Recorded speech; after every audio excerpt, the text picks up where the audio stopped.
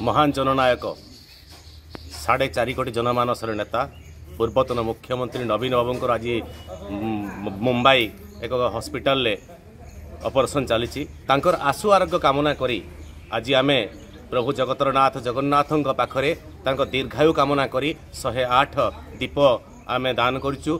तेणु विनम्र निवेदन रही आम आमर प्रिय नेता ओडिशार पूर्वतन मुख्यमंत्री नवीन बाबू को खूब शीघ्र सुस्थ करी ओडिशा माटी को फेरी आणंतु एवं से पुणी थरे विजु जनता दल संगठन भार नहीं आगामी दिन पुणी अथर श्रृंखलित एवं ओडिशार पुणी दृढ़ नेतृत्व नवाई नियंतु एतिकी मोर कामना। ओडिशार पूर्वतन मुख्यमंत्री तथा विरोधी दल नेता नवीन पट्टनायकंकर सर्विकल आर्थराइटिस चिकित्सा पई मुंबईर कोकिलाबेन धीरुभाई अंबानी हॉस्पिटल रे अस्त्रोपचार हेउछि।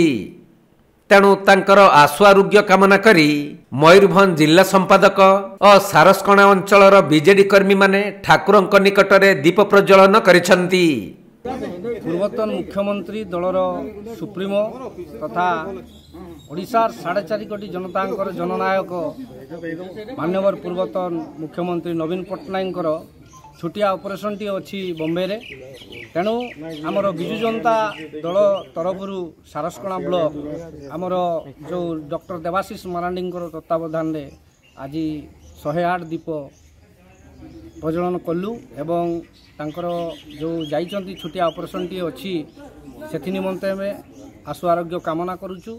आमर जननायक आमर नेता सर्वोच्च नेता शीघ्र भल होइकी पुणी आउ थरे ओडिशा को फेरी आसंतु से निमंते आमे आज प्रभु जगन्नाथों पाखरे कामना कलु। तेबे सारा राज्य रे नवीनक आरोग्य कामना करी दीपदान करा जाउथवा बेले मयूरभंज जिल्लार सारस क्षेत्र सारसकणा जगन्नाथ मंदिर रे आदिवासी उन्नयन परिषदर अध्यक्ष देवाशीष मारांडी मयूरभंज जिला संपादक अमरेन्द्र कर और विजु जनता दलर युव सभापति मणिशंकर बारिक नेतृत्व रे शताधिक महिला और पुरुष माने नवीनक आशु आरोग्य कामना करी 108 दीप दान करिसंती।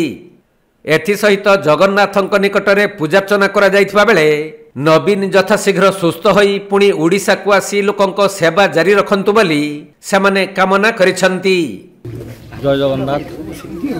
आज ओडिशार पूर्वतन मुख्यमंत्री विरोधी दल नेता तथा आमर ओडिशार विजु जनता दल सभापति नवीन बाबूंकर आज मुंबई ठारे अस्त्रोपचार हेउछि एवं तांकर शुभ कामना करी आशु आरोग्य कामना करी आज सारसकणा विजु जनता दल तरफ सारस क्षेत्र श्री जगन्नाथ महाप्रभु ठारे 108 दीपदानर कर्मी द्वारा आह्वान करागला एवं आम पूर्वतन मुख्यमंत्री नवीन बाबूंकर आशु आरोग्य कामना जनता दल तरफ करूँ।